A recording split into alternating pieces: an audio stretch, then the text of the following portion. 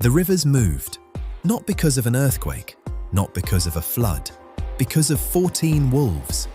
In one of the most protected landscapes on Earth, the rivers physically changed direction, their banks shifted, their depth changed, their paths carved new lines through the valley floor, and it all started because someone opened a cage.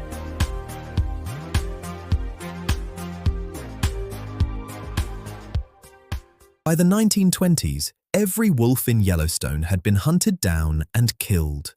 Government policy. 70 years of silence where howls used to carry across the valley.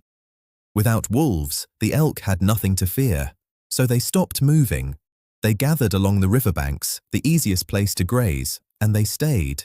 For months, for years, for decades. They ate everything in sight. Willows, aspen, cottonwood saplings. Any young tree that tried to grow near the water was chewed to a stump before it reached knee height.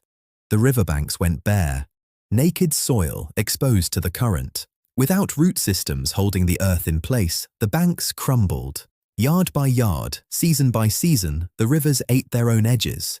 Channels widened, water spread thin across flat, shapeless beds. The rivers that had carved Yellowstone for millennia were bleeding out, shallow, unstable, and slowly disappearing. Then, in the winter of 1995, 41 grey wolves from Canada and Montana were hauled into the northern valleys of Yellowstone in steel crates.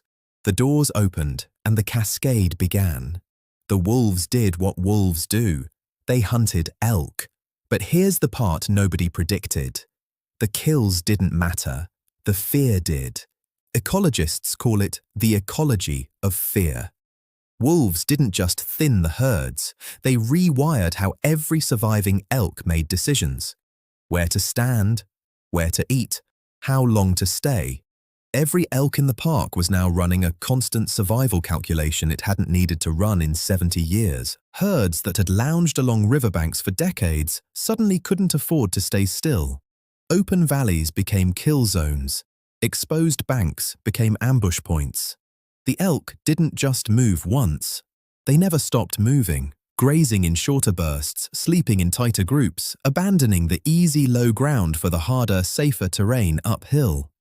The places the elk feared most were the exact places they had been destroying for 70 years. Within 6 years, something no one had seen in living memory happened.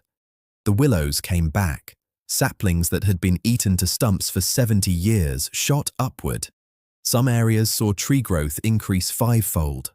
Cottonwoods and aspens filled in along the banks. Root systems gripped the soil for the first time in decades. The riverbanks were no longer naked. And with the trees came everything else. Songbirds returned to branches that hadn't existed 5 years earlier. Berry bushes exploded across ground that had been bare dirt, pulling grizzlies down from the hills in numbers the park hadn't seen in years. New canopy shaded the water, dropping stream temperatures and creating habitat for trout and native fish that had been suffocating in the warm, exposed current.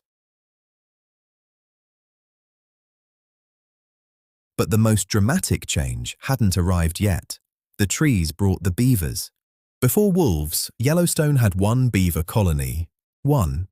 Beavers need willow and aspen to build their dams, and the elk had eaten every last branch. No trees, no dams, no beavers. An entire species, functionally erased from the park, not because anyone hunted them, but because a predator disappeared 70 years earlier and set off a chain reaction that starved them of building material.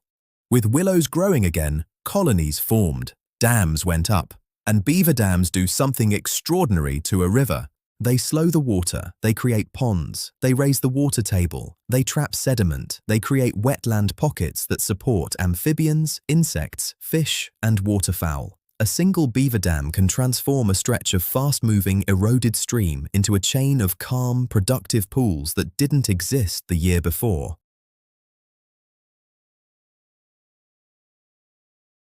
And the rivers themselves began to change. With roots gripping the banks, the erosion stopped.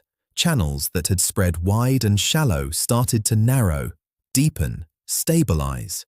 The rivers found new paths or returned to old ones, defined, stable, cutting through a landscape that finally had the structure to hold them. 14 wolves didn't touch the rivers, didn't touch the trees, didn't touch the beavers. All they did was scare the elk, and the entire system reorganized itself from the top down. Ecologists call this a trophic cascade. Predator changes prey, prey changes plants, plants change soil, soil changes water, water reshapes the land. Each link in the chain depends on the one before it. Remove one and the whole sequence collapses. Replace it and the sequence restarts as if it had been waiting. And Yellowstone isn't the only place this happens. Off the coast of Alaska, sea otters keep sea urchin populations in check. Without otters, urchins devour kelp forests. Without kelp, entire coastal ecosystems collapse. Fish disappear, shorelines erode, carbon absorption drops, one missing predator, and the ocean floor goes barren. In tropical waters, sharks do the same thing to coral reefs. Remove the sharks and mid-level predators explode in number. They overgraze the smaller fish that clean algae from coral. The algae smothers the reef dies, and 1,000 species lose their home because one predator vanished from the top of the chain. The pattern repeats everywhere scientists look. The predator at the top is never just a predator. It is the invisible hand holding the entire system together. One species, absent for 70 years, back for less than 10, and the rivers moved. Now ask yourself this: if 14 wolves can reshape a national park, what other systems are quietly falling apart right now because of a single missing piece no one thought to look for? Every ecosystem on this planet is running on invisible connections, forces that seem unrelated, a predator and a riverbank, linked through chains so long and so subtle that removing one link takes decades to notice. And by the time you notice, the rivers have already moved. This is the revealed world, and we've only just scratched the surface.